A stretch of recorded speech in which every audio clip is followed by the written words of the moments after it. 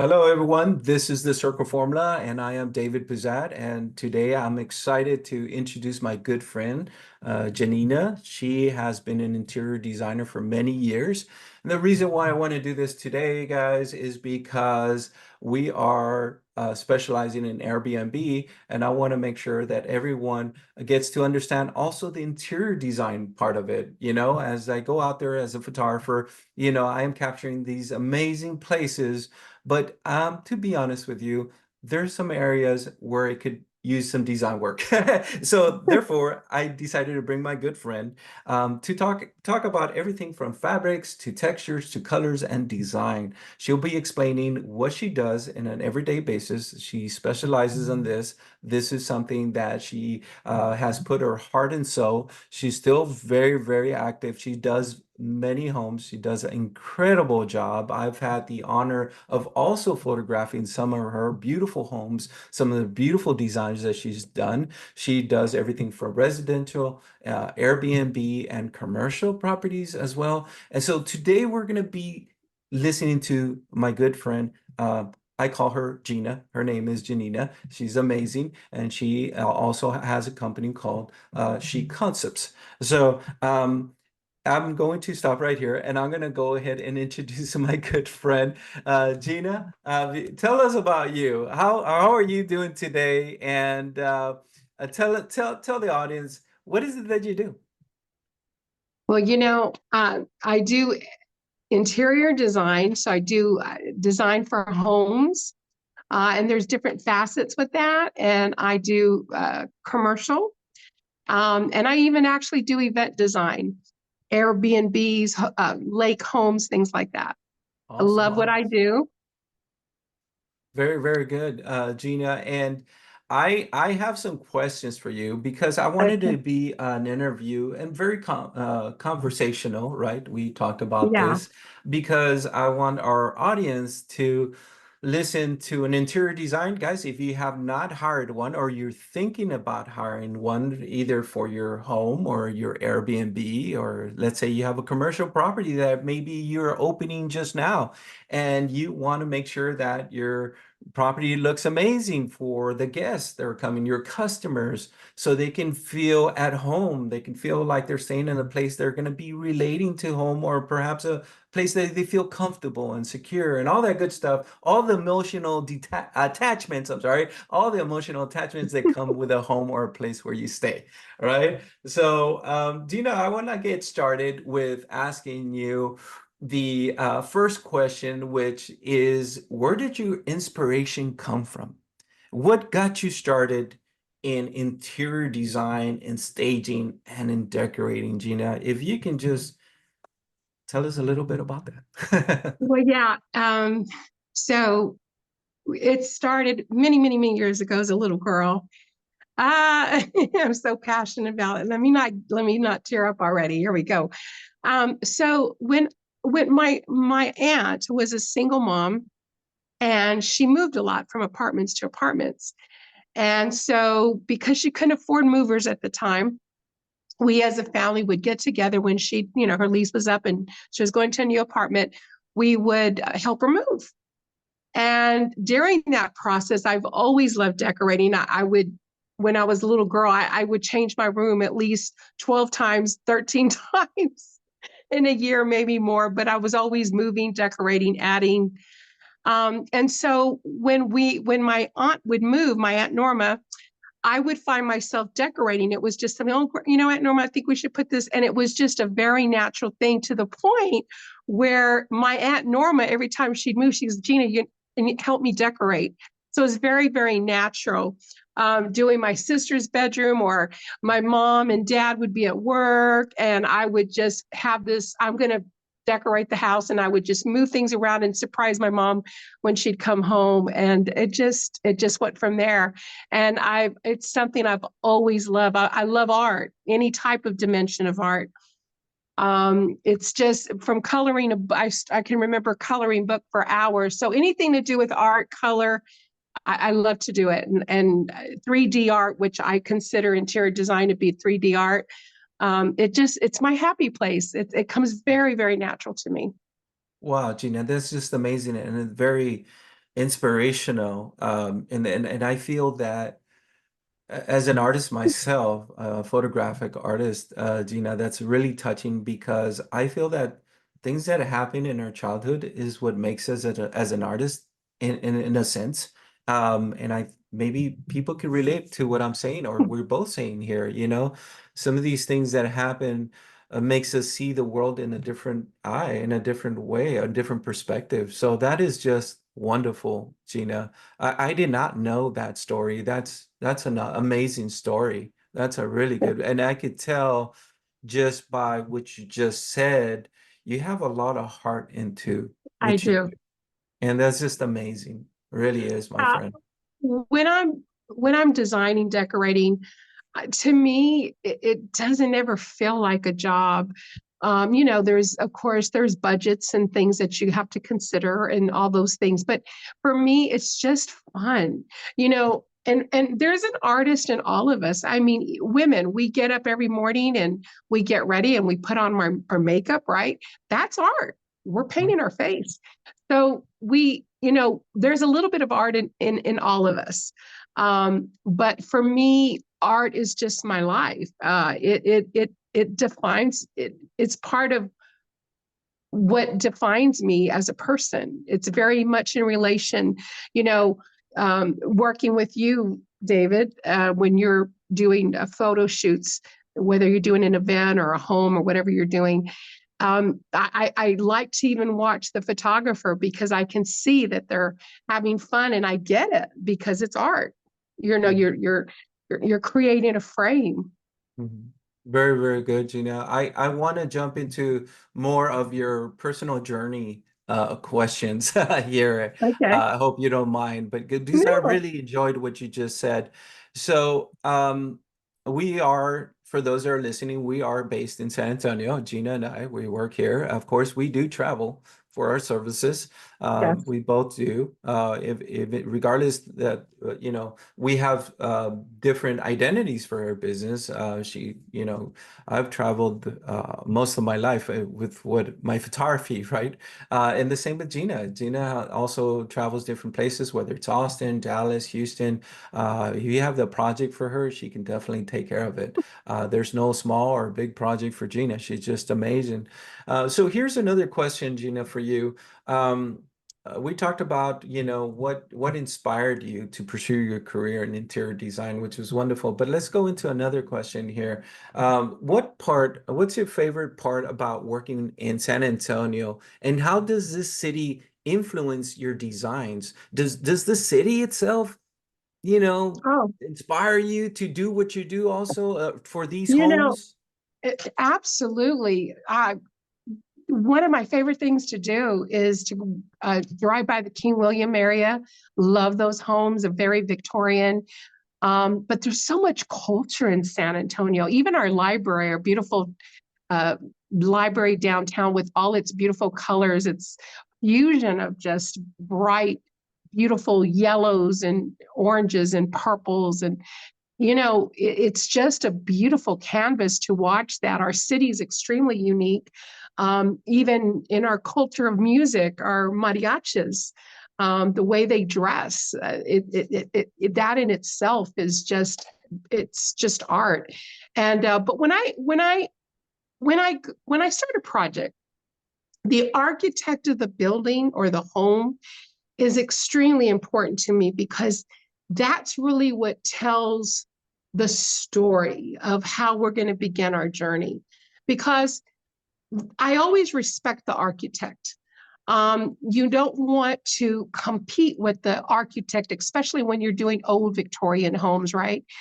And then the client themselves, it's so important. Our mission statement and it always has been, is your style, my design, or our design. Because what I want to do is I have this ability, and and I'm grateful, and I realize that it is a gift, and I'm very grateful for it.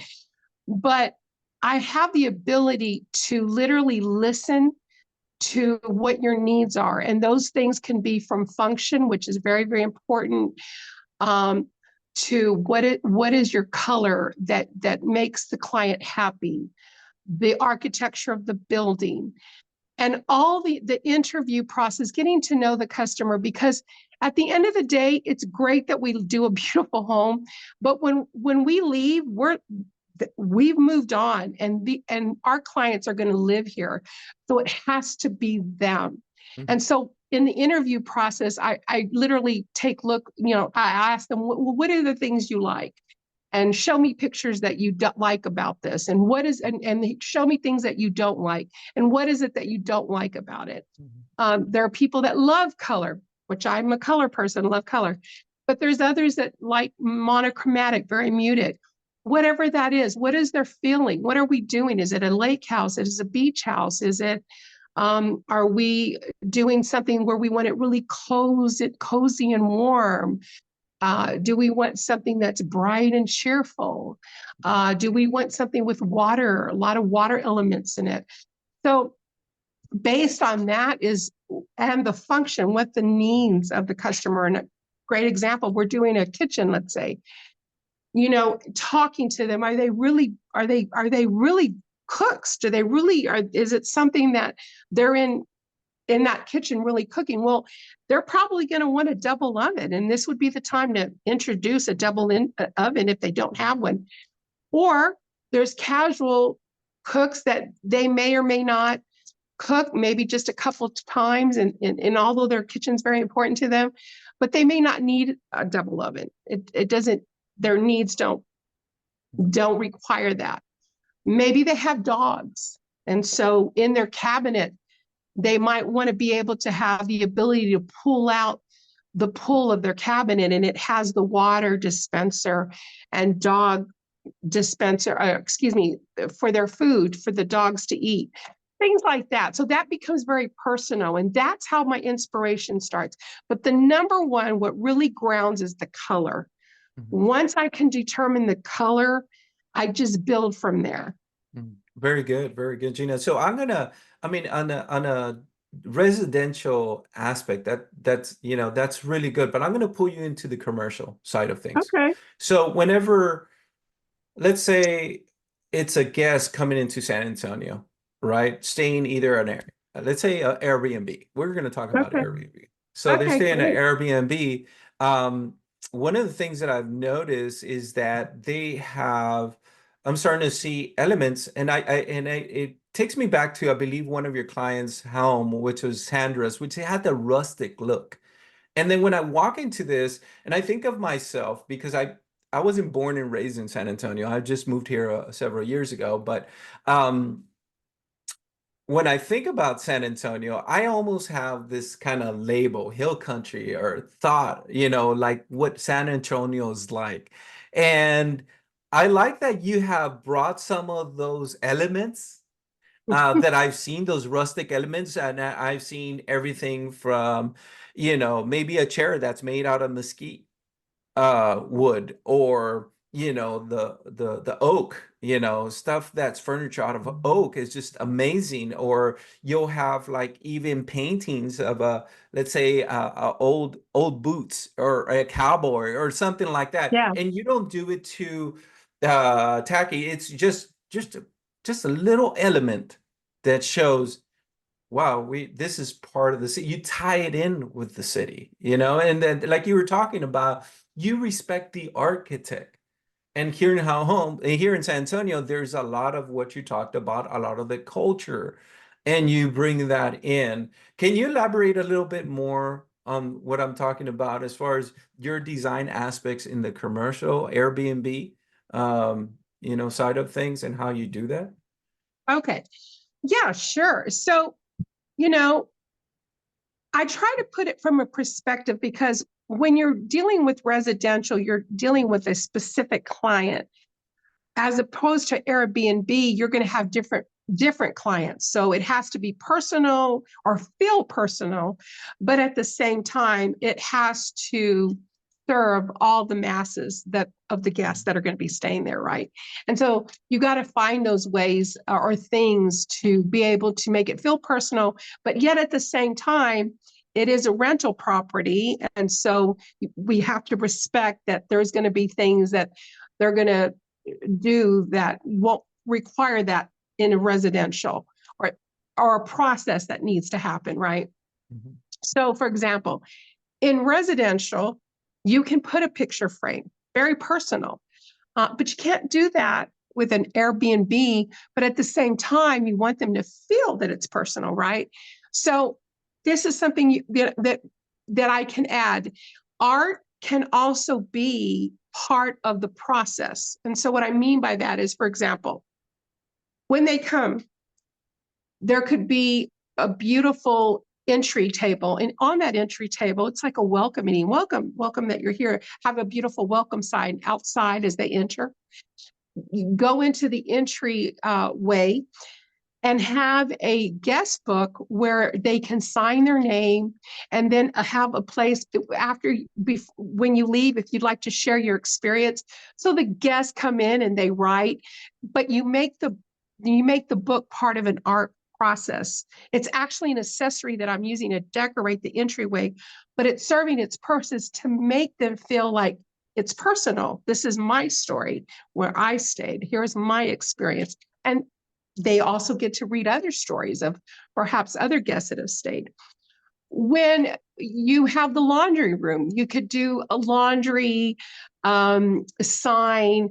If you would have a basket for dirty towels, what have you, to have a basket for that. But it would be in an art form where you do some verbiage telling them that, or toilet paper in this closet, but in a way that it's an art. So you're hanging it up and you're incorporating it as part of the design, but really you're communicating to them Mhm. because it is an Airbnb.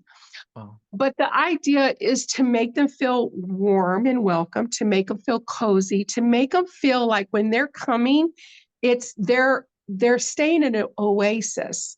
They're staying in a place that's just making them feel relaxed, inviting, but at the same time, you want it to feel like it's personal, that it belongs specific, like you almost created the bed and Airbnb for them. Right. And And then it's all also to experience the city for those outsiders that, for say, are traveling from far distances to come and stay, and they get a piece of the city, a taste of the city in the home, where they're yeah, staying at. And I yeah, love that. yeah. That's great. Like you could go to for example, we're known for the Alamo, right? Right. I could walk into the Alamo, and literally the Alamo becomes my muse for a bed and Airbnb, let's say. And you're talking about the stone, the texture, right, of the old rustic. But you can take the woods, all those elements, and you can create that. For example, an old spur. Let's just say we're in downtown and we're going to do something old, rustic, San Antonio, right? An old spur that was an artifact or actually was used where it's rustic, but you put that and you use that as an accessory in a living room, on a coffee table, or in the bathroom, it just becomes art, and it's just beautiful. But yet you're incorporating those spurs as part of an art piece, and at the same time, you're respecting the culture and bringing them into our culture. That is just amazing. I love that, how you say you're bringing them into the culture, and they're getting a taste, because there's people usually for Airbnbs, the outsiders, they're coming into the city either to they have a presentation here, they have a corporate meeting, or they're having some kind of something going on, or it's purely just a family vacation, and they Mhm, want to experience the city where they haven't been to before, or they just heard and seen, and then they heard maybe of the river walk, but they want to experience San Antonio, and they get to mhm, experience it in the commercial, in the Airbnb home. So that is awesome. And like you mentioned something quite awesome, that you said that you put it as an accessory. The spur could be tied up to, I don't know, a towel hanger, exactly. something like that. So I love That's that. that. Yeah, exactly. Like even taking the old pair of boots, right? And then inside the boot, we do, there's designers always doing tricks. We're always doing tricks. We can talk about tricks later, but getting a cylinder, putting it in the boot, and then what does that become? It becomes a vase to put florals in, or greenery, natural greenery, even if it's artificial greenery, but the feel of a boot being the vase. Why not? Right. That's I very love San that. Antonio. That is so It's good. very Texas. It's very Texas. Yes. Gina, my friend, I'm going to switch it up a little bit. I'm going to change gears here a little bit. I have another question. Has been so wonderful here, but I would like to know, as far as the first consultation, let's say I come to you, whether it's residential or it's Airbnb or commercial, what is the first consultation with you like? Can you explain to us? I may not never worked with an interior designer, and I haven't personally. I like to hire you, my friend. You are on the radar. I Thank have a you. project coming up soon, so for sure I'll be reaching out to you. But what is that first consultation with you? Say I have ideas or I may not have ideas. Can you walk me through that process, that first consultation? Okay. So if we're talking, if it's a, if it's, let's say it's an investor and they have an Airbnb, their needs are probably going to be a little bit different than a client, right? In terms of a residential, an owner of a residential home, their needs are different.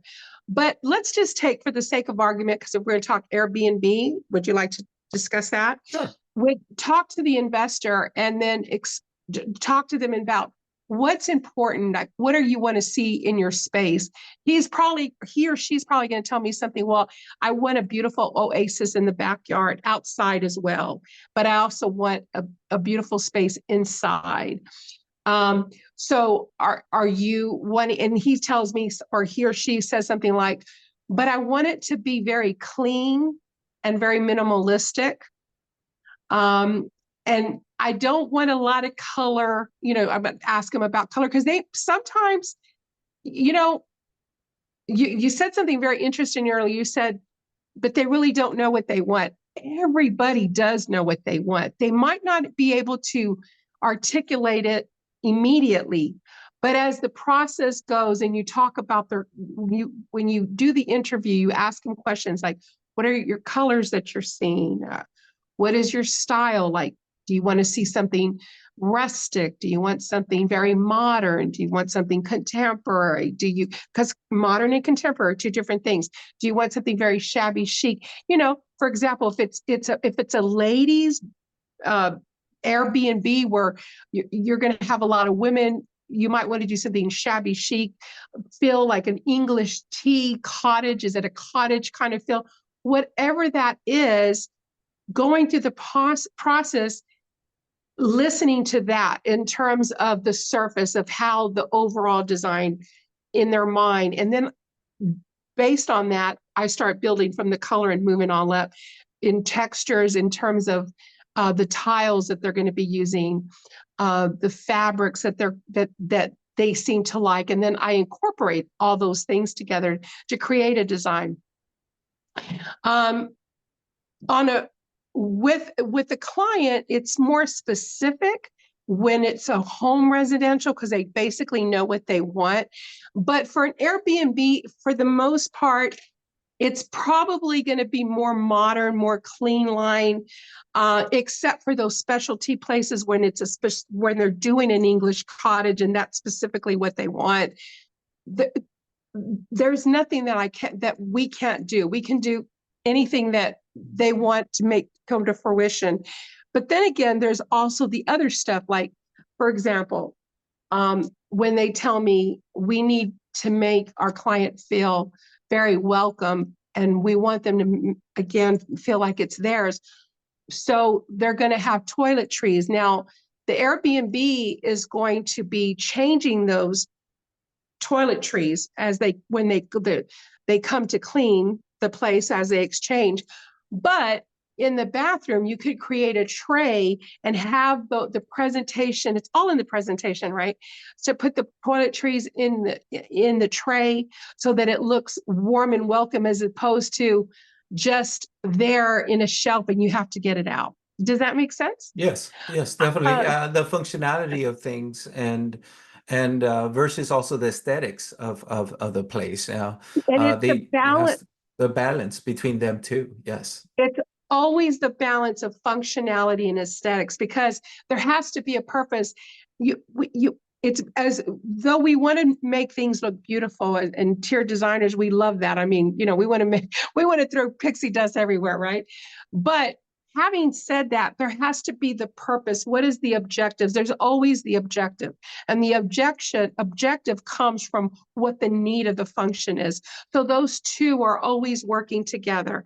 And sometimes there could be, there's times where it becomes a challenge or a conflict, but in art, there's always a way to serve the function, always. Mhm. I love that. I love how as a designer you can use something, a piece of art or furniture that makes sense and has great function. And sometimes it has a double function. One furniture could serve for one thing, but it also serves for the other. So that's just great how you can do that. Well, You like know. like for example, you could take an end table for example, Mhm. and that on the surface of the table could be uh, a chest a chest game, but that's the table, right? Mhm. And so then you would have the chips maybe in the table. So it's a game, but at the same time, it serves as an art piece or or an end table for what's going on in the room. Mhm. Um, and so, like for example, there might be needs of a game room. So we definitely want to do that. Got to serve the teenagers, who's our audience, or big guys, guys that want to have their little games. Mhm. um, a media room. Why not put a theater media room if you can have if the space is available to do that? Absolutely. That to me, having a media room, having it dark and really feeling like it's a theater when they go, right? And putting a real popcorn machine that's really served, that would be an accessory, but at the same time could be used. There's so many things that it's endless really on things you can Right. do. And of course, the outside space probably is just as important. It's not just as important as probably more and almost important, because that's another place for them to entertain or feel what's going on around them. Mhm.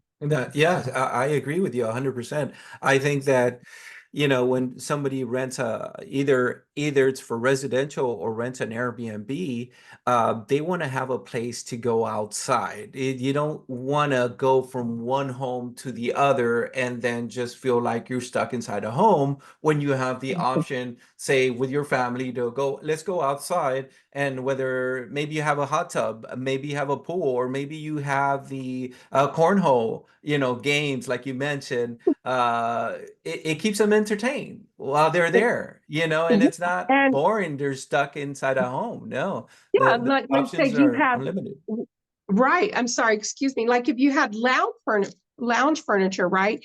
And so they're traveling during the colder months, right? Mhm. Having the center, which would normally be used almost like a field of a coffee table, but it's really a fireplace with crystals maybe, and they're doing marshmallows. It's Mhm. all about the experience. I think that really, to me, as an Airbnb, if you want to stay at a hotel, then stay at a hotel where they're going to serve and accommodate you.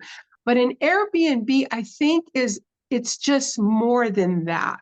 It's feeling like a place that you fantasize that you want to live in, but it's a place you're visiting, but it feels like home, and it feels luxurious.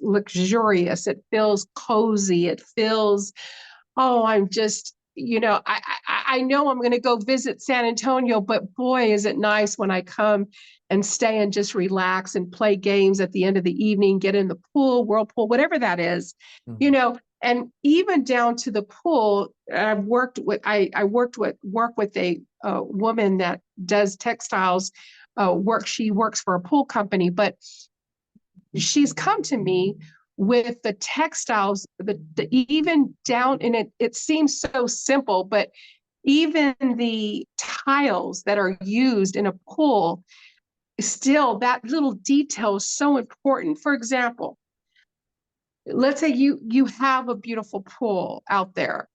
There are tiles that come in turtles, literally a shape of a turtle and a mermaid. Isn't that fun to put that in the pool? That's not something that you're going to probably go to a hotel and see, or even a home. It's not something you're normally going to see on your everyday community pool, right? But it's amazing. Like if even it, like let's say in the a pool where it's more shallow, and then you have the deeper, but in the shallow, that's where you have the turtle, and maybe you have a sprout, water spout coming out. The point is, even though it's another pool maker and you working with them, but even down to the tile, and corporate, an entire designer can add those little details and suggest that to the the the the people that are, or the company that's making the pool. But it's all those details. It's so important. I know it seems Mhm. so like really a turtle, but it's amazing Yeah. what that little turtle that's a tile in the bottom of a pool puts a smile on a little boy's face. Yes. Believe me. Yes. Again, we go back to experience. Yes, and that is so wonderful what you just said, building that experience and sometimes even those connections, like you said, that little turtle, that turtle might mean a lot to other people. It may not mean a lot to us, but other people in different walks of life would see that turtle in the pool and say, "Oh man, this is amazing. I grew up with a turtle, or I had a turtle, or my grandmother loved turtles." So that nice little relation, I love that. And I love what you just talked about, that sometimes we fantasize about being in a place or having that great experience. And I think these commercial properties is a great way to experience that without having to break the bank, per se. But here's the other thing, and one of the trends that I have been seeing a lot along those, like you mentioned, the turtle and fantasizing these places. It's a trend. I'm sure you've seen it and you experienced it also. Are whole theme homes. For instance, if Oh, I like Star Wars, it's a whole Star yeah, Wars theme. Or yes, yes, I've seen Transformers. I've seen Finding Nemo, where they yes, have actual fish tanks throughout the yes, whole tank, the whole home. yes. And so that's just like you said, fantasizing or thinking of a place that you would love to stay. I mean, I've heard of Airbnb homes or commercial properties that are the completely themed, and I could go on like Lord of the Rings, Yeah. And, homes and, and Hobbit and homes. you can go on with themes, and and doing it in a way that connects with a place that you're staying at, but not being cheesy. And that can be hard. Like, in other words, that could be a challenge. In other words, it's themed, but it's not so themed that it's so literal, but it's there. And the guests get it. Do you understand what I'm saying? So like it's going to be Nemo, but it's not like it's you're going to have it throughout the bed and breakfast, but it's not like so interpretation of a literal that then it just be almost becomes cartoonish. So there's a balance in finding that design, and it's a wonderful experience to go through that process, or even if it's just in one room, and then you have in another room another theme, whatever. But I love doing things. Kids love that. Even, I mean, who's not, who's not a kid in all of us? I mean, going back to art, everything's art, and we all go, there's a little bit of art in us, in that child in us. Halloween, right? We're adults, and we dress up in costumes, right? We have so much fun doing that. So yeah, I think there's a little kid in all of us, and who doesn't want to experience Lord of the Rings or whatever that is? Yeah. Well, that's just amazing. And I take it, Gina, that you're also equipped to r do a complete remodel on a home. Let's say I bring you Yeah. a blank canvas and say, you know what, Gina? I wanted to be the stormtrooper theme. Knock yourself out. You know, Yeah. you know, I take it you have those capabilities from your vendors, your contractors, all that, and you're the designer. How does that work? Can you explain to me a little bit of the communication between your client, the contractor, and yourself as a designer? How does Oh, that absolutely. play role? Mhm. Thank you for asking that question, David. It's an excellent, excellent question. You know, like a good marriage, you have to have a good contractor, period.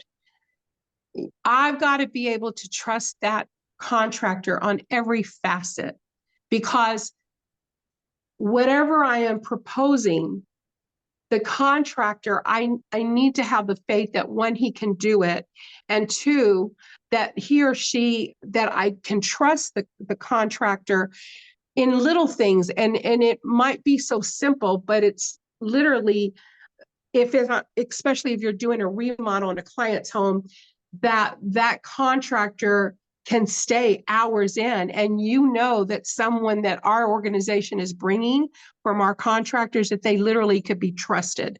That is such a big, I mean, it's a trust on so many levels.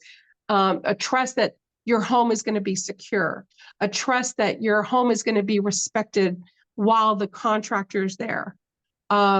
Respect in terms, if I say I'm going to be here at 9 o'clock in the morning, ready to go, I'm going to be here at 9 o'clock in the morning, ready to go. It's a very important process. And so the contractor and the interior designer and the client, we're a triangle that work together, but the contractor and I work very, very close. So what will happen is, my very first, okay, so initially, I'm going to talk we've been talking about Airbnb, but I'm going to talk from a client base, if you will.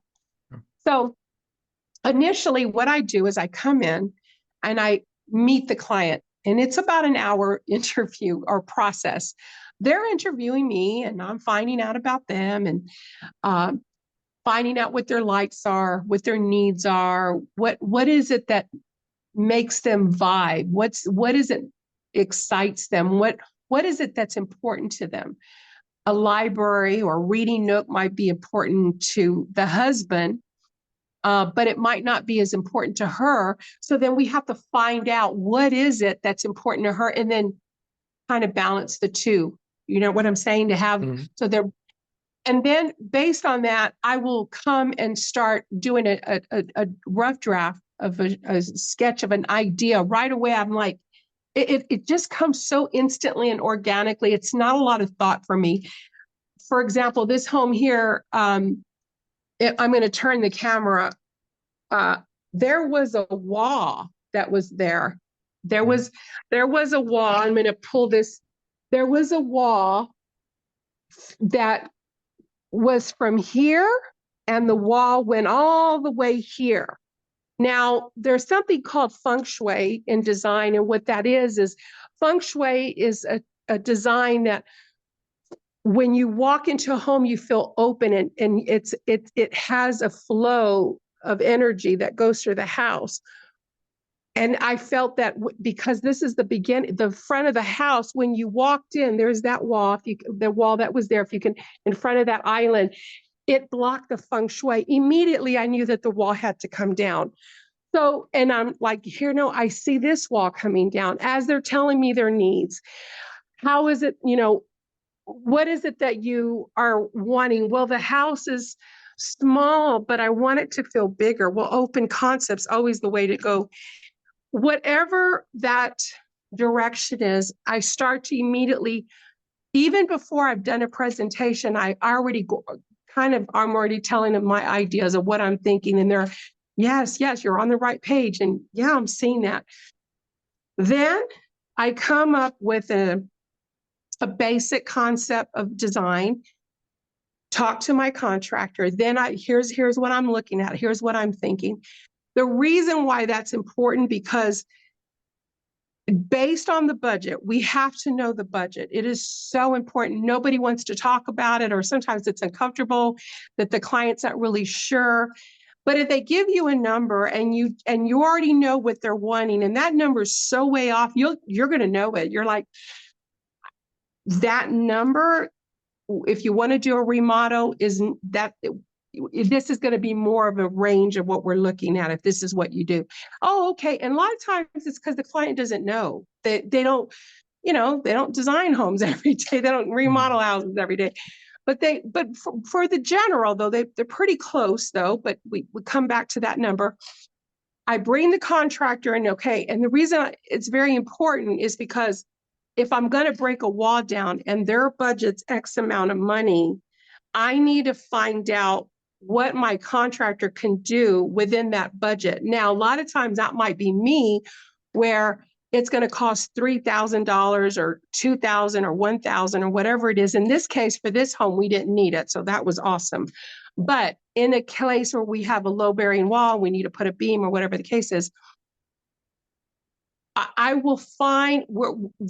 So it's going to cost X amount for the labor and X amount for the supplies for the actual regut and of literally demolishing the house and structurally change and do what we need to do. Then I know what the budget is, and I subtract that amount from the design part, which is called the surface. When you're picking out the cabinetry, the tile, the paint, all those elements that go on the exterior, right? And so then that will tell me, okay, well, because my budget is X amount of money and my contractor's it's gonna cost X amount of money to do what I need to do, this leaves me X amount of money. Oh, well, you know what? I'm doing pretty good. Okay. That means I have the liberty to maybe have, instead of choice A, choice B, choice C, A being more optimal in cost of tile, C being the less expensive, I can look at an A. Or maybe I do an A in cabinet where it's going to be a little bit more higher price. But you know what? The cabinets are so amazing that I can afford to get less on the tile. I don't really need it because the cabinets themselves are going to work out. So it's just finding a way to, okay, I'm going to spend X amount of money, but I don't need to get this high-end tile. It's going to look amazing. I Right. don't need to because So it's as so a beautiful. designer, not only are you thinking about the design aspect, the functionality also, but you're also thinking about their budget. You're Oh, conscious about their budget, constant, and constantly. if there's something that you can add, but it's going to save you money, but without taking shortcuts on something that's maybe not quality, you're still going to suggest the best scenarios for them to say, hey, you know what, Yeah. this might this might cost you a little bit more, but this is going to last you more, and it design wise is going to make sense. So I mean, you play the accountant also with Yeah, everything that's being spent. You have you to really be are. conscious of that. You also have to be conscious of the design, how everything's going to turn out. The final project, how everything is going to come out. And then still have very good tight communication with the contractor and The the client. contractor and I are in constant communication, constant. Because both of us, and he or she and I as well, we're both constantly working on money. It's something that we're constantly thinking about. Now, we'll tell you this, when it comes, and I want to stress how important this is. Designers, we love pixie dust, right? We love to make everything just look beautiful, and we can on a budget. We can. There's nothing we can't do. Having said that, you never ever compete, or no, let me rephrase that. You're probably going to have to edit this part out. I'm sorry. You never, sorry, David, I know the word I'm trying to use. Hold on. You never compromise ever the integrity of the home. So if there has to be a budget, right, it might be on the surface, which means the type of countertop or a tile that you may choose, or flooring, versus the integrity of the home. So if he needs a $4,000 beam, you got to do it, right? Because that is the integrity of the home. That comes first. That's why the contractor is so important, because the contractor is going to tell us we have to do this, is what the cost is going to be. It is what it is. We can't go around it. Of course, there's always ways to go around it in terms of design. So initially, we wanted to have the sink moved to the island, but because the cost of the budget for the plumbing to be moved, we're not going to be able to do that. However, not a problem, because I'll make the design look amazing. But that's something where I can, in terms of the integrity of the home, we can compromise with that part, because that's space moving. What I'm talking about is the structure. So those are the things we want to make sure that that's intact. Then the layering becomes, as far as the surface. So we get pretty much based on the labor and the materials that need to be done to do what needs to happen, will then determine the leftover budget for me to pick the selects on the surfaces, right? But again, it doesn't mean that you have to go break the bank either. If you have a good designer and they understand art, they're going to make it happen. So first things first, I mean, you want to save the house. You don't want to, and then the client's expectations is one thing, but the structure and the integrity of the home, making sure that's going to hold up after you design or tore up walls and stuff like that. It's really the what you have to look out for. And like you said, Right. everything else aesthetically, you can work around it. So Yes, we can work around that. Fabrics, paint is, you know, when we're talking about a complete remodel, but when I go into a home, and for like in October, I find myself September, October, it's coming around the corner where I'm going to get busy. And here's what they're going to host, right? They're going to host for the holidays, for Thanksgiving, Christmas. I do a lot of staging, and what that is it's called stage remix. And what stage remix is taking already what the client already has in their home and repositioning their furniture. And the most inexpensive way to make such a big change and so cost effective is paint. Really, it doesn't cost a lot, but it's amazing what paint would do. And so there's three processes that goes on with the design or staging remix. Take what the client has, so you're going to incorporate some of the things that they have, edit some of the things that are not going to work, and incorporate new things, right?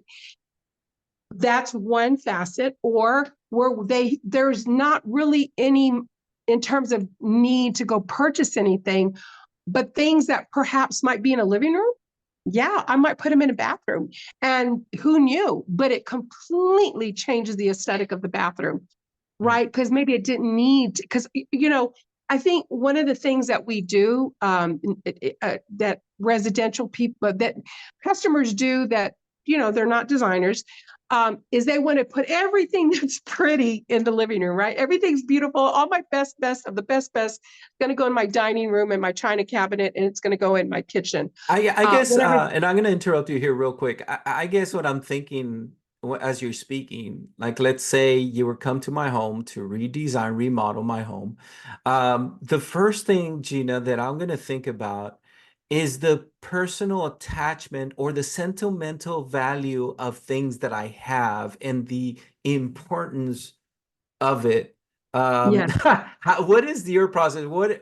How do you Man, and that might be I love challenging that. right there. Right there. Uh, that right That there, topic right yes, there. It that might be challenging for you. So no, yes. what is your Oh, process with okay, someone that you're working with that that has these things in their right, home that you have to yeah. be careful about where you place them and all that? I'd like to hear that. I think a lot of people would Oh, like to hear and let this. me tell you, I that is an excellent question because it does come up quite a bit. I tell you what I initially, if I'm going to do, if I'm taking what they already have, I ask them, what is absolutely the most important thing that you have that that I have to use? I put the onus on them because they're going to tell me the story. They're going to tell me what they want. Whatever those, it's usually probably not more than two or three things that, because I'm asking them on a high end, like that you just cannot part with, right? Then those things then become my muse.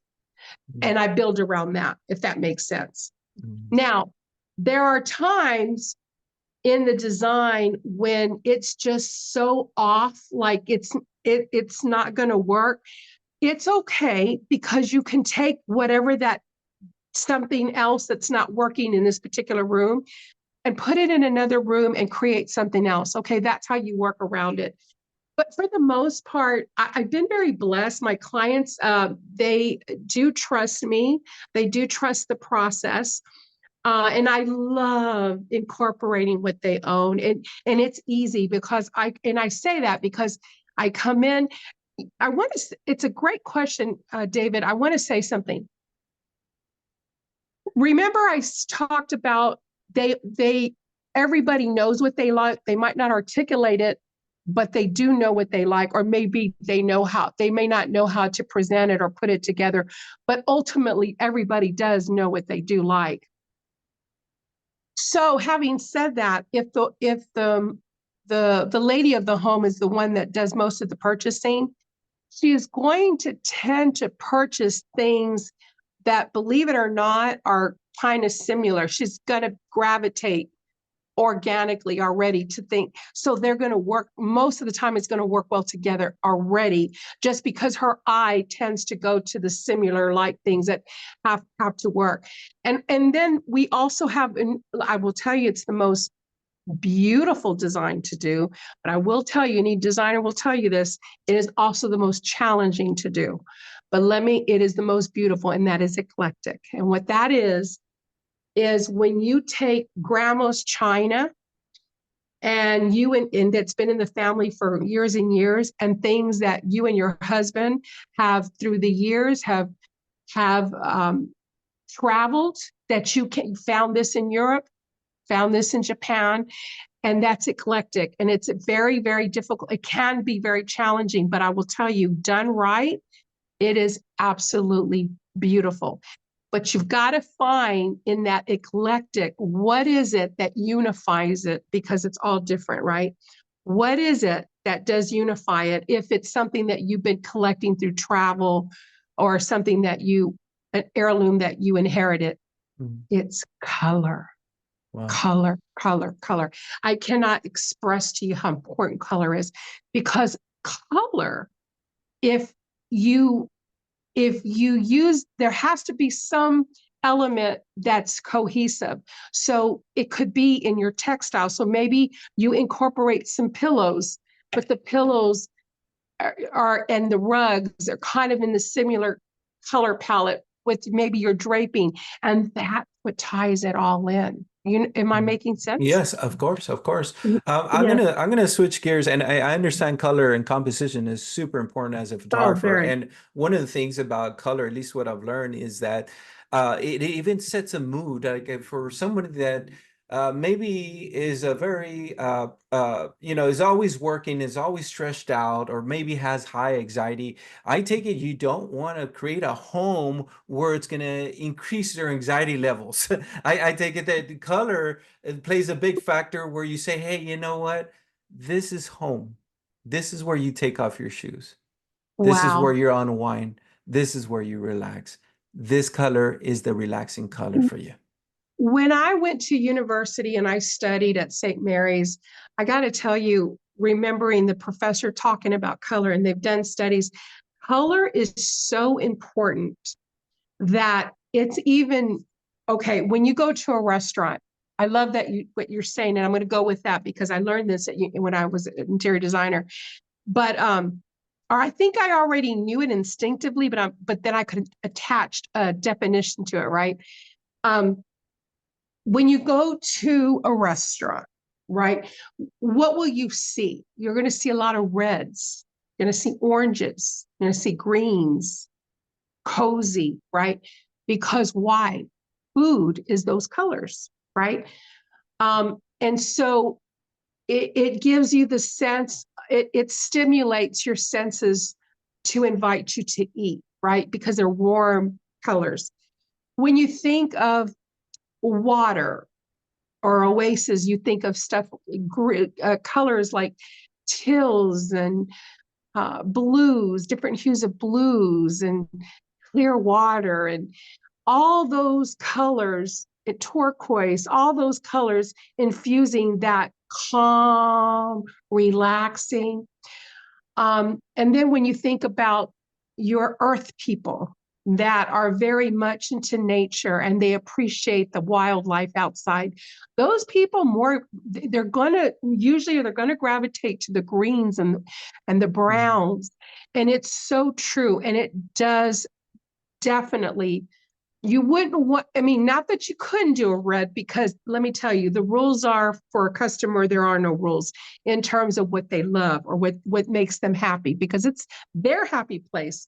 A great designer is going to understand that, because if I go and dictate what I love, what Janina loves, but that's not them, I have felt, no Mhm. matter how beautiful it looks, Yeah, it I has to have be felt, a balance there in between also, because you can bring yes, the designs to them, but that's your personal design. You have that's to right. read them, you have to feed them out, and then after that interview, then you come to a conclusion and say, okay, let me present you with a mock-up, which Right. I take it you have mock-ups, right? That you draw storyboards or Yes, I have. compositions and stuff Yeah, like I that. have some. I actually Um, have one. It's kind of a little dingy because it really went through construction, but Right. we can go It's through that. But understandable. yeah, but And as that I leads was me to saying, the other element. I'm sorry, Gina, our other element, because I want to go through the questions here, which is lighting also, which is a whole oh, different story oh, and a whole different chapter in its own. Because oh, like what I see in the kitchen, more of that warm lighting, and then perhaps the study room may be more of that natural lighting, which you want people to stay awake when they're reading or they're on their computer and stuff like that. So that's just a whole different oh, aspect or element on things. So yeah. oh, it is. Let me tell you, lighting is the seventh layer in design and mostly forgotten, but extremely important. And let me give you an example. Have you ever gone to a furniture store and you looked at a sofa and they have the little display, right? And then you get home and you're like, well, it doesn't look the same. Well, there's a reason. There's halogen lighting that's on a track that's hitting, it's literally pin spotting the, it's actually pin spotting that sofa. So when you get home, if you don't have that lighting, you're like, well, what happened? So as a designer, I'm always thinking about that when we're doing halogen lighting or can lighting on ceilings. I'm constantly thinking, is that lighting? I'm so far, I'm already, when I'm with the contractor, but when him and I are placing the lighting, my mind is already thinking, okay, I know I'm going to have an art piece here. I need it to show. I know. And then, of course, that's, of course, design. But then again, those are aesthetics, then also the function, right? Mhm. So then, it's really enhancing. And there's so many different ways of lighting. I can actually show you a sample in this design where we did a floating fireplace, and in that floating fireplace, it actually changes light. Would you like to see it? Wow. Yeah, let's take a quick look Okay, and I'm going see. to take a look at it. Uh, so I have to, how do I turn this? Guess you turn the camera, just turn the whole Oh, camera around can like you that. see Oh, that? there you go. Oh yeah, there you go. Okay, That's and so it nice. has it comes with a remote, right? And so you Look at that. literally, yeah, you literally can change the color. No, that's not it. Is it this? Yeah, Oh, here there you you go. go. Yeah, Do you see that? I like that. Yeah, lighting, there's so many different facets in lighting. There's lamp lighting, there's halogen lighting, there's function lighting. Um, and it's very important, but it does need to, you definitely have to keep that in mind whenever it is that you're going to pin spot or that you want to illuminate as well. That Because is, we yeah.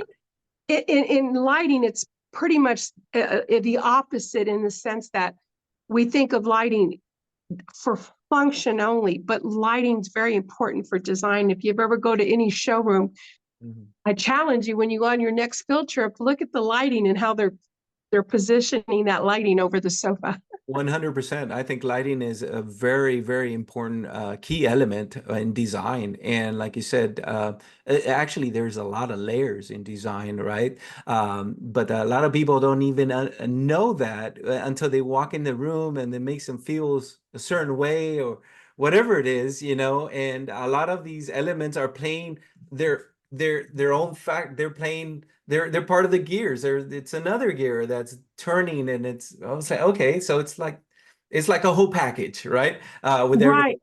Yeah. So that's Yeah, amazing. it's interesting because you've got your natural lighting that comes from outside and all different, like you said, all different layers of lighting. And one can walk into a space in a hotel, Airbnb, a lobby, someone's home, wherever that is, furniture store, whatever. And they may not know exactly what it is that they like about it, and they might not even be able to articulate it. But and I'm going to take your words, David, because it's a great illustration. It's all moving parts working together. So it's not one thing that you can say, oh, well, the house is pretty because of this lighting. No one's ever going to say that.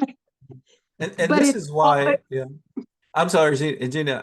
And this is why this is so great listening to you, and this is why a photographer and an interior designer are not the same thing. We may think alike in things, but I cannot do your job. This is amazing, Janina. This is the sole main reason why I have you here in this show, also to make host understand, or homeowners or commercial owners or investors understand that it's important to have a person like yourself that oh, understands the design aspects, or all the elements that have to come together in order for a home or a business or an Airbnb to work for their guest. And it's going to make a lot absolutely. of sense, not just if I would try to design, I have some design background, Janina, but I would never get as close as what you are, what you've done in your experience. And there's something there that's very valid that you said. You do this every day. I don't do design, home design, or any kind of design other than what I do. The closest I get is photography and graphic design, but it's not the same. I cannot put myself in your shoes ever. Well, So that is and important.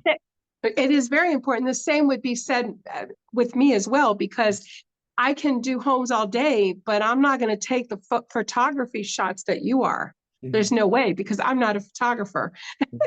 Mhm. So I can really appreciate what you're saying. And with interior designers in perspective, I think people hear interior designers and immediately they think money Luxury. or Yes. luxury and but luxury, but they also think money. And that is a big misunderstanding. I actually had a client about 4 years ago write that on one of her references about me, and it brought me to tears because she got it. She actually got it. Mhm. You can, okay, here's the thing.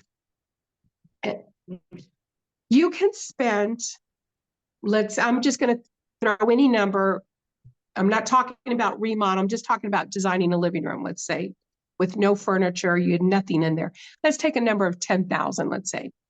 You can spend 10,000 on furniture, but ain't not going to look like it's going to look like you spent maybe 2,000 on it. But you can take 10,000, and if you have a good designer and she's an artist, he or she's an artist, it's going to look like you spent $40,000 in that room. Okay. Why?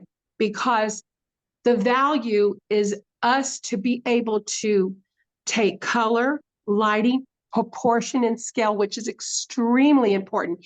And you will save money in this perspective because you might buy, or one might buy a sofa or a and it doesn't work in the space. It's way too big. The furniture is way too big for the space, or vice versa. The space is very grand. And so the furniture that you're purchasing is too small in scale and it doesn't work. And you're like, what's off? So it's so many elements. It's proportion and scale. It's your composition, understanding it. It's understanding the needs of the client, the function. It's the design itself, the color, all of this, all these elements, they are called the principles and elements of design. It's all those design concepts that comes together. For example, if you have a small place and it looks small, you got to be able to make it look like it's cozy. Don't want to take the cozy away from it, but at the same time, feel like it's open in it, that it's not confining. So how can you do that? You get drapery that's long. You build up. You make the ceiling feel longer or taller than it really is. So those are little tricks to the trade that we're not going to sit there and tell the client everything we're doing. But in our mind, when we are making our selects, we are thinking of those things. This space feels like it has a small ceiling, and we're not opening the ceiling. That's not in our budget. But from a decorating on the surface, what can we do to make it feel higher? And color does that. Paint does that. There's so many elements that make that happen. Gina, this is just so wonderful listening to you. And when it comes to design, we can talk about this forever. Both designers, both artists, I would say. We can talk about design all day long, and lighting and everything that you just mentioned. It just makes a lot of sense. And I want to go into now, because I want to go ahead and start wrapping up. We're going towards the end of this podcast, but I do want to touch about, we covered so many things already, in a short amount of time, right? And I want to talk about your future plans as Janina, right? As you, the designer, you've gone this far. Now, what are your future plans and visions? So we're going to talk about that. But before we do that, Janina, can you please tell us what are design trends? Tell the audience that's listening, what are design trends that you see gaining popularity that will be gaining popularity in the next couple of years or few years? And what's the advice that you can give them? That's a great question. The Gen Zers that are coming that are here, it's a generation of they love experience, and they're very conscientious of the earth. They're more concerned about the environment. These are the things that really really vibe with them, are things like the experience. So they don't necessarily want to spend a lot of money on their home because they want to do more traveling. So it's here. It's the tree you say about trend. And I don't think it's a trend, only just because that's just the way Gen Zers think. Is you're going to see a lot of tiny homes. I see that with Airbnbs. That definitely, you can call it a trend, but I think it's a trend that's going to stay for a while. And don't see it leaving soon. We used to call them, back in the years, they called shotgun. They used to be called shotgun houses. Today we're calling them townhouses. Because Gen Zers are very they're minimalist in the sense that they're, like I said, they're very save the earth. That's their whole mentality. Everything that comes from is that, right? Let me tell you. So they're thrifting a lot, and you're seeing a lot of layering, and we're talked about eclectic. So we're going into that. We're seeing where you can go into a Goodwill or Good Sam's, and let me tell you, can't look down at that, because you can find some beautiful pieces, and incorporate that and make it look expensive. And for the most part, for some of these, they were expensive. But because you're getting them at a thrift store, you're not going to pay that. But they're very into recycling, saving the earth. They don't want it to go to wasteland. So they rather incorporate it in their house. So you're seeing now, I think the millennials were more clean lines, minimalistic, right? Where the Gen Zers, they're very minimalistic as well, but they're incorporating thrift design in there. A lot of layering going on, lots of layering in a minimal way, if that makes sense. But they're finding a way, and those are fun to do. Let me tell you, they're very economical to do as well. Wow, that's super interesting, Janina.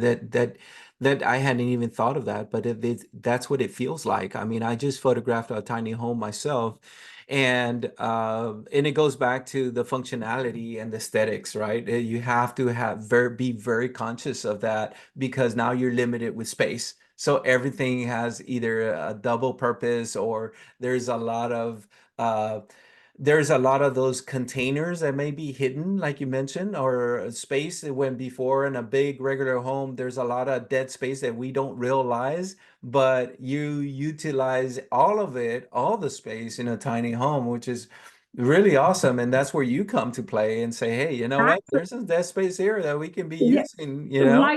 like the bottom of a staircase. A bottom of the staircase is space that, you know, traditionally would be put into a drywall and we're done with it, right? But we're incorporating shelving in there, maybe clothes, a closet. There's so many ways to incorporate. I would like to share with you that we're talking about space, what's called a double decker. Organization is so important. And I will tell you, as a designer, usually there's organizers that just do that, and then interior design, which are two separate things. But because I love design, I mean, organizing so much, I'll incorporate it in the design. And you really need it with Airbnb. But let me show you. So, for example, um, you see this? Mhm. It's a double decker. Can you see? Love that. Yes. Oh, look at Okay, that. so it's Yes. two spaces, and then incorporating like you need the space on the counter, but you got to find a place. So we find a little cubby hole, things like that. You know, a trash can bin being inside, all tucked and neat, but at the same time, it has function. Love it. That's so, so good. And I could definitely see a lot of that being used in a tiny home. I mean, like you said, these new Gen Zs that you described, that's what they're looking for, functionality and saving their earth. Also, saving space and being very practical. That is really awesome. I love that. I, I do too. And, and it's funny because they're minimalistic in their way of thinking, but yet they want whatever it is they want experience. Really, it comes down to experience. They just want to have that experience in everything. For example, like in a bathroom, right? Um, it might be a small space, but it's luxurious. And the way that if you do your big large tiles, wall tiles, I call them, from floor to ceiling, it expands that whole space, but it feels luxurious to them because all these things are so important to them. So I'm seeing a lot of that. I really respect the Gen Zers. I really do. Their way of thinking. it's like all those years of us going to school and them being educated on how important it is that that we respect our earth here. It's coming out. Yes. They're definitely seeking that in their living and everything. And even the baby boomers, believe this or not, I have done 3 homes already. If you go down, there are two demographics. Either the very young couple that don't have decided to not have children, maybe later on in life or whatever, or maybe just have 1 or 2 kids with the dog. They don't want a lot of yards. Some of them don't. They want it really minimalistic. So they're going to places in downtown, which we talk about culture, like the Pearl. And it's because it's so minimalistic, you can't have too much furniture in there. But I do think you took some pictures of one that I did at the Pearl. But and so that it's, very minimal. And then you have the baby boomers or the Gen Zers, people like in my age group, where they're just done. They're done with stuff. They're done with having to care for the lawn. And so they're moving over to places like the Pearl, and they're just having what they absolutely need, and just having that feeling of just, I'm going to go ahead and just have it minimal and not have to worry about a lot of things. And they're retiring and not having to worry about, they just want to experience, they want to live in a place where they feel like they're on vacation 24/7.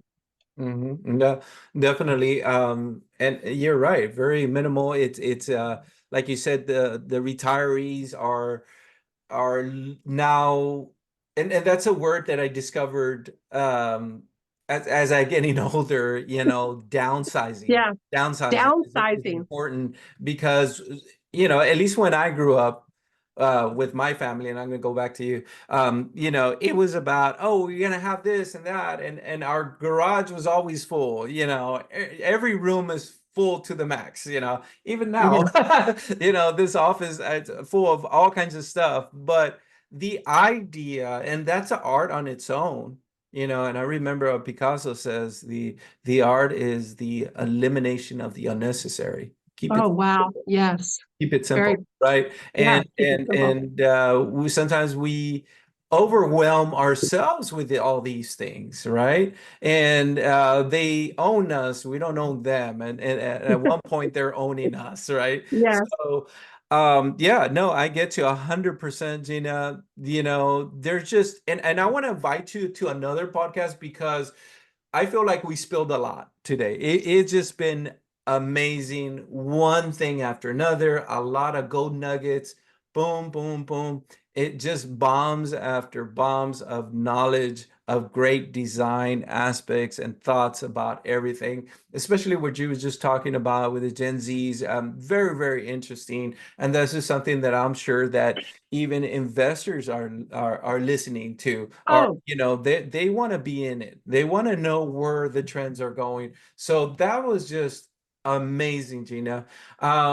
I'm going to start wrapping this up, Gina, but before I go, I want to ask you, where can people, potential clients or people, find you or contact you? Where can they find my good friend Janina? Where's a good places to reach out to you, okay. I can be reached on email, but I prefer text, to be honest. And that number is 210-248-7800. Just drop your email information, your phone number, and I'll text you back as well. And just set up a free consultation. There's no expectations, or there's no cost for the interview or the first process. No obligation is what I'm saying. Or you can go on to our website, which we are going to be changing that, but it's Chic, CHIC, concepts with an STX.com. there you can see some of my work on interior design. You will see a lot of event design, as I do events as well. But David, I'd love to do a part two, because I had an There you go. actual uh, The storyboard. Look at that. yeah, this is actual how it started. Of course, it's been through construction, so it's been, and here's all, and this is, if you look at this lighting, it's gone into fruition. If you look at this lighting right here, it's right there. Oh yeah. Do you see I've it? seen Yeah, all that. this is, so even down to the pools, uh, uh, this, the, Yeah, I love that. The schools schools now and over everything. here. Yeah. Yeah, how the process starts when we get back with them. And I do some digital, but I do like real pictures. There's something to be said about old school, just because it's so tangible, and it's just easy to, when the client can see all of the parts going together, it's a visual for them. It's very important that because they can't always see what you're seeing, like, and that's something I had to work on as a new designer, because immediately when they're talking, by the time I'm walking out the door and I've driven to my house, that design is in my head. I'm telling you, it comes that fast to me. However, I've got to take what they're telling me, because I can see the story that they want, and then I've got to take that and incorporate it and put it on paper so that they can see it and they have a visual and they feel comfortable, and oh, I understand what's going on. This house behind me, I don't know if you can see it, is the kitchen I just did.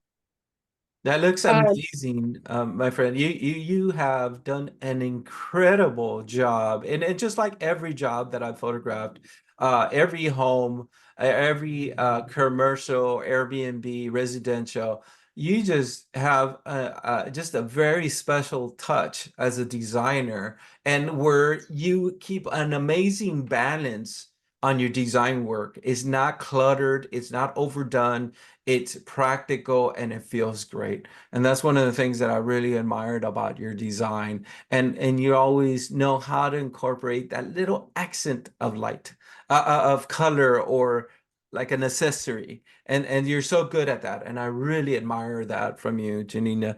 And so Thank like I you. said, we do definitely need to do another one on part two, like I said.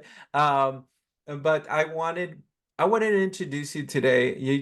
We've worked before in so many different projects, and I'm about to also photograph this project as well very soon, which we'll present those pictures to the people who are listening to here. So I want to thank you for coming on board, Janina. Is there any final comments or thoughts that you would like to leave behind, or perhaps a person that's being inspired to become an interior designer? Any words that you can say, give them a piece of advice that say, hey, you know what? As a person that's been doing this for years, here's a little treat. What would you say? I would say do it. Don't listen to no naysayers. Do it. To me, um, being interior designer, and I don't want to get emotional when I say this, but you literally change people's lives. I wish you could hear all the stories that I hear of the aftermath once we've designed their home or done an Airbnb, of the experience and the guests what they experience at a lake house or a beach or what have you. Um, it's There's that little light that's in you, and whatever that is, my design could never be your design, and your design could never be my design. And what I'm saying by that, we're all unique. So there's not going to be, we can never have too many designers. There's a need for us. People might not always, once they've experienced it and they've gone through the process, I can't tell you how many clients. This client, I've done her house 2 times, right? She's a returning client. What they're like, once they get the value, you can change people's life. Get in school, do it. Start, right now. today, if you're that person, I dare you to pick up the phone right now, call a relative and say, hey, you know what? I just want to go and I don't want anything. I just want to decorate your house with what you have. Do it. Just try it. And let me tell you, they're going to tell you, yes, they'll give you a chance. And from that, just take on, enroll in school, do what you want to do, just whatever you imagine or you foresee, put it on paper, start drawing. Do it. I love it. I love what you just said, Janina. That's just amazing. And the fact that you can leave a legacy, a signature piece of your creation in somebody's home that they're gonna live in it forever and they're gonna cherish what you put together. And that's just it's like signing on a painting or something like that, something so amazing. And I could see why you have so many friends and so many recurring clients coming to you because you put your personal touch into things and your story is just so wonderful. And I understand you better, my friend. I understand because that is such a beautiful story. And I always known that you've been an artist. I know you have you have a very creative mind, but your story from the very beginning is what defines you. I feel like makes you, and that's where your passion comes from because you have it's a purpose that you have in life that God gave you, and that's Thank just beautiful, you. you know. Thank you for saying that because I realize it is a gift and it is from God. It didn't come from anywhere else. It's my faith. That's what I believe. So thank you for saying that. And um, I love that you were it. I just feel that of all the people that you and I are, you got to learn about me a little bit more that you didn't know. And and I'm so glad that it was you that was able to do this with me because you're just as important to me. We've worked many times together. You doing my home's photo. You did my daughter's wedding. I mean, my gosh, that's an heirloom that will be passed on. And you did that. Like you took those shots, especially that one shot. Every time I look at that shot, it makes me cry, David, is that shot that you took of the little toy at the wedding of my grandson's toy. I will never forget that. Like that it just stays with you. So thank you. I get to see you work a lot. So I'm glad that we got to have a little coffee talk today. Yes, this was wonderful, my friend, and thank you so much for being part of the Circle Formula podcast. Um, it's just been amazing. It's great. It's been great. I think that our audience is going to be able to take a lot from this as well. I mean, you just poured a lot of great information. I'm glad that you also left your contact if you want to reach my good friend Janina. She's here in San Antonio. She does travel also. Like she just mentioned, she does residential. She does amazing.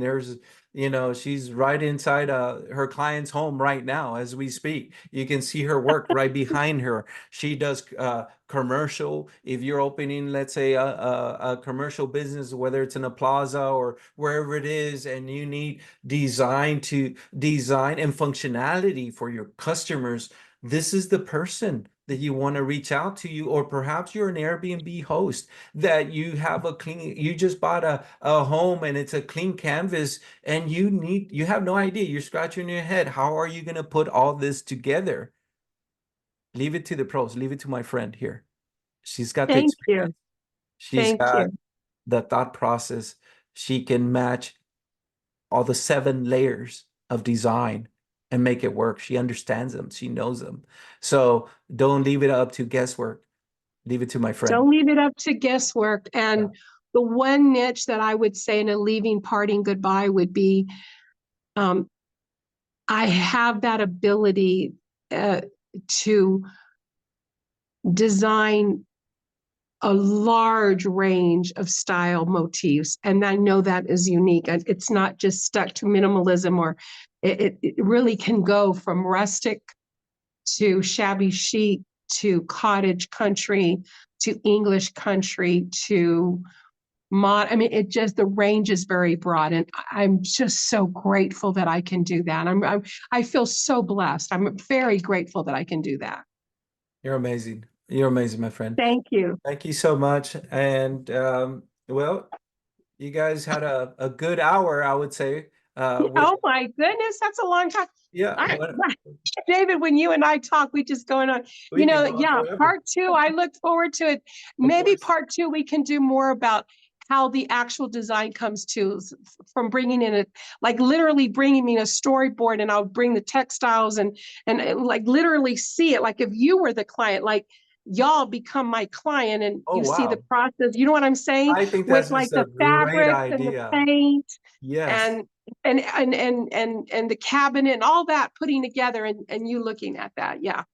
Perfect. Guys, this is the Circle Formula. I am David Pezzat, and here's my good friend Janina, the one of the best, I'm gonna say the best interior designer in No, San not the Antonio. best. We talked about fabrics, There's a lot textures, of talent. colors, design. We talked about everything. This was a very well loaded episode, and we have to do another one for sure. Guys, for those that are listening today, thank you so much for being Thank part of you. this. Thank you, my Thank friend. you. Bye-bye. Nice to have met Awesome you. Thank day. you, David. Believe Thank you. you. Thank you so much. Thank you.